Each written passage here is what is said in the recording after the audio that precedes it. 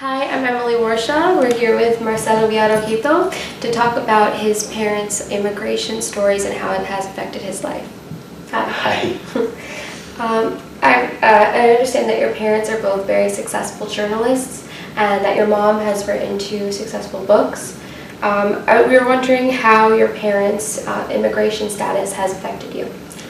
Well, their sense of persistence has definitely been passed on to me and my family, my brothers, because when you're an immigrant, you do your most, you do the most to get to that new country, to get to that new land of opportunities, and that's exactly what my parents did. They broke the barriers. My mom, she was always criticized because she didn't want to stay in Cuba, because she knew that she could do more with her life.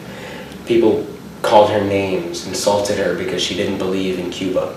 And as a result of that, when she was 16, she moved to Miami with her family, and that has definitely opened her up to brand new experiences, and that persistence that led her to leave the country she didn't want to be in anymore to get to the country that she knew would be a better life for her was passed on to us, and we now live that life. That same moral compass is instilled in all of us. May I ask how your parents immigrated here? Yeah, my dad, he was born in Spain, lived there for a few years, and then he moved to Cuba, stayed there. He worked at a textile factory with his dad, and then they decided to move to the United States, and he moved here by plane, actually. He didn't have that much of a difficult time, but my mom, well, when she was 16, like I said, she went with her family on the Mariel boat lift, and she spent many days in the ocean, and finally she came to Miami, and she couldn't take anything with her. All of her memories are left back in Cuba. The only thing she has now is a soap holder for soap bars that she got when she visited Cuba. She visited her old home, and she asked the current owners if she could get that. And yeah, but it wasn't very difficult for my dad. For my mom, she had a hard time, and it definitely paid off because of the persistence factor. Thank you so much for being here. Thank you. Hello, I'm Jacob Frackett. Today I'm here joined by Ellie Ross, who is going to talk about her experiences in helping a special needs kid overcome the barriers of her life. How did you get started doing this? I got started my freshman year when I was introduced to all the clubs and activities that my school offered, and this one seemed the most appealing to me because I have ADD and a lot of the children I work with have ADD. So it's very beneficial for both me and the children who go to that school. What experiences had you gone through previously in your life that helped you connect more to this kid? Well, I guess throughout elementary school, I'd never really known I had ADD. I didn't get diagnosed until my sophomore year of high school, actually. And that was really hard because all of my other friends, school came very easy for them. They could pay attention easily in class. It only took them 20 minutes to do their homework. It took me hours to do my homework because I hadn't been listening to what the teacher had been telling me. I had to self-teach. And that's pretty hard for a child to go through. And I guess it was just up to me and my responsibility to be able to overcome those challenges and develop new skills that will help me not only in school but in life as well. And to be able to share those skills with children who go through similar ordeals as I do, that would be very beneficial. But in terms of the kid in particular, did you have any tips that you gave her Yes. in terms of how to do things? Yes. So one, for example, is whenever my teacher was telling me something that I couldn't really follow, we were talking about a certain topic that I didn't really find appealing, I would write out a certain story, and it would be kind of a crazy story, but it would be very interesting, and it helped me understand the topic more. And this child doesn't really like writing as much, but she likes drawing. And I gave her the tip, like, why don't you try drawing this out? Just draw out what the teacher just told you. And she would do that, and then she would begin to understand it more and begin to make her own story from that. And then she, in turn, did really well in her assessments and her quizzes because of that. My name is Max O'Neill, and today I'm sitting here with Griffin, and we were going to talk about an event that happened 2 years ago at a school. So 2 years ago at your school, there was this incident in your assembly hall where the freshman class was allowed to post comments or criticism at your school or about the faculty in general, and this was all done anonymously. And I'm just gonna, I'm sorry, so your school district spokesman, Stephen Brunsman, said in the Houston Chronicle that after the incident that it will hopefully draw out the student leaders to combat the negativity and the racial and sexual comments that were posted. And this is why the school officials did not shut down the projector screen. So what do you think about that? Well, I don't very much agree with the idea to keep it up, as it kept the platform up where students could keep posting hateful comments and things like that. I do understand where the district spokesman is coming from, as I do believe that there were several kids that came out and condemned the actions that were done by our peers after the incident. Okay. So how would the situation play out if there was no anonymity assured for the freshmen? I believe that if they were not anonymous, that nobody would have really done any of that, because then there was a way for the faculty to find out who did it, and then there would be many punishments that were doled out.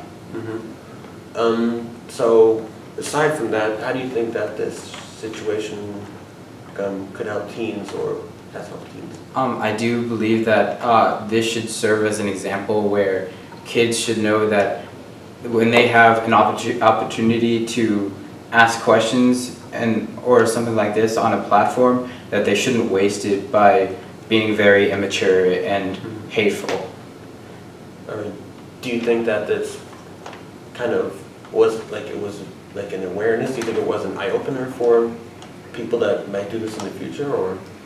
I think it was, because I had never heard of anything like this happening before, and teachers might not use any anonymous forum anymore because students will be able to post freely whatever they want without any punishments. Okay, thank you very much, Griffin, for your time. I appreciate the insight, the topic, and the event, and yeah. Thank you for having me. Yes.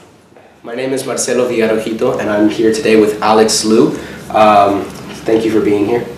We are here to discuss his move to Bethesda from Silver Spring, which occurred in 2011.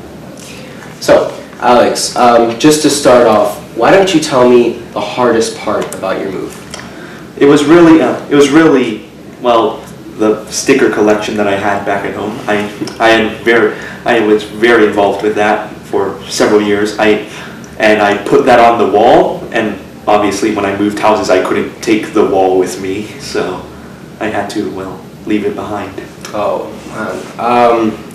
Well, why did you move? I moved because my older brother, he said he was being bullied at his school.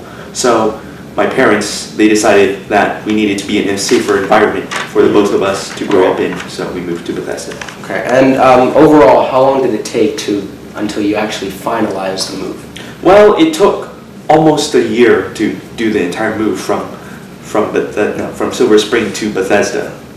And how far exactly is Bethesda from Silver Spring? It's barely a mile away, though. Really? Yeah. And how much has your life changed from just a mile? Oh, so much. Really? The communities are so different.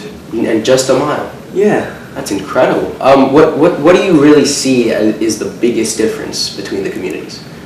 Well, I'd say the wealth gaps, really, because Bethesda is a much richer place than Silver Spring. You can tell by like how the people are at night and how the restaurants are, especially.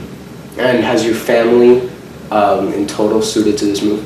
I think they've been well adjusted enough, especially me and my brother. And your brother is happier now? I see. Yes. That's wonderful. That's wonderful. How would you classify the diversity between Bethesda and Silver Spring? I'd say that Bethesda, on a whole, is less diverse than Silver Spring. Not to take away from Bethesda's diversity, but Silver Spring is definitely more diverse. Well, I would like to thank you for coming on my show, and that's a really great story. Yeah. Thank you for having me. Hi, my name is Ellie Ross, and today I will be joined by Matt Garfinkel, who has started an interesting blog about music. What is it that got you interested in this blog?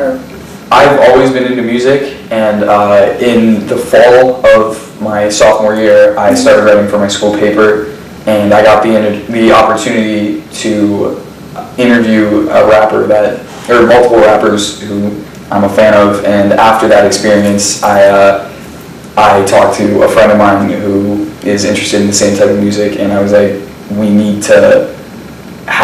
we should give ourselves the platform to have more experiences like this, because this was something I really enjoyed, and yeah. Have there been any difficulties with the blog? I mean, I know Yeah. like we said in our pre-interview, things have been running pretty smoothly, but there have been sometimes, I mean, you're a very well-rounded person, and sometimes it's hard to write articles, For sure. like, late at night. Yeah. So I came up with the idea at the end of 2016, and right now it's the summer of 2017, and we just got it off the ground. Just because we've been so busy with school, and I also have a job, and it's just there's been so much on my plate that I haven't really had the opportunity to focus on this as much as I've wanted to until now. But since we started, I decided we're going to be posting a ton of content. We've got Yes. new content every single weekday of July, just to really get ourselves on the right track. Yeah. So, yeah.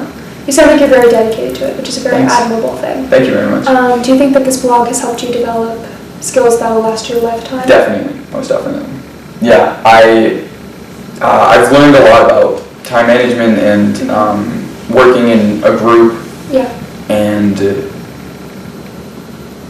yeah, dedication, like you said, hard work. And I've also been perfecting my craft as a journalist. Yes. So. That's very interesting.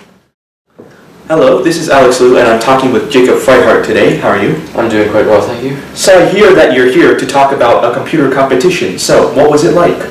Well, at the beginning, the COs, or the competition organizers, gave us all packets full of computer programming problems. These were consisting of the input, or the information that we'd be receiving, the output, and meaning what information we needed to spit out, and what the program was supposed to be doing in the middle. This was a big eye-opener for me, because previously I had done computer programming experiences and competitions, so this was nothing new, but in that respect. But working with others was definitely something that I needed to work on, and this competition definitely helped me to do that. I see. Why did you go into computer programming in the first place? Originally, I didn't go into computer programming. I purposely avoided it simply because it was the most difficult thing that I had in my life at the time. It was not something that was intuitive for me. But as I continued working through these barriers, I eventually got through it, and now it's becoming something that's very enjoyable for me to do. I see. What did you take from this computer programming competition in particular, and why did it change your life so much? Working with others was definitely something that has helped me in general. Beforehand, I had been introversive. I didn't know how to converse with others properly. But now that I have worked with others, this has definitely helped me form better relationships with people in a shorter amount of time, and also with the people that I work with specifically in this competition, I have forged a better relationship and friendship with them. And you're friends with your partners now, right? Yes, I very much am. Beforehand, we were acquaintances, and we only talked to each other out of necessity. But after the competition was over, we knew how to speak to each other because we were friends now. All right, so that's all the time we have for now. Thank you for watching, and this has been Alex Liu with Jacob Freihart. Thank you. Thank you. It's been an honor to be here. I'm Matt Garfinkel. Today we're speaking with Emily Warshaw. She is a singer, performer, and actress from Basking Ridge, New Jersey. So tell us a little bit about yourself and about your background as a performer, Emily. Well, I've been performing in musicals since the 6th grade, and I've been in choir since the 3rd grade. Nice. So what has been your favorite musical so far to perform in? Probably Bye Bye Birdie when I was in the freshman year of high school and performed it. It was very fun. Why was it so fun for you? Why was that your favorite? I loved the costumes and the people. The songs were my favorite. So. Great. So tell us about a meaningful performance that you've had on stage. Probably the first time I performed alone on stage. I wasn't supposed to perform alone. I was supposed to perform with my best friend. We were going to sing Lean on Me a cappella, and when they called my name, I was like already walking towards the stage, and I got really nervous, but I was just thinking to myself, okay, well, the show must go on. So I went to the mic and I put my paper down that I had set up for our little act, and I just took a deep breath and I started singing. And it was the most empowering feeling that I've ever felt, and I've never sung like that in front of a crowd so big. It was in front of my entire grade, and I just saw people I didn't know cheering for me. And I also saw there were some boys who were kind of making fun of me, but I didn't want to listen to them, so I just sang louder. And after it was over, I went outside, and then everyone came and they gave me a big hug, and they told me how amazing I was and how they had no idea I could sing like that. So it made me think, okay, I can conquer my fears, and I'd love to do it again. Well, that's fantastic. Thank you so much for telling us about that, and I hope the rest of your career is as good as that memory. Thank you very much.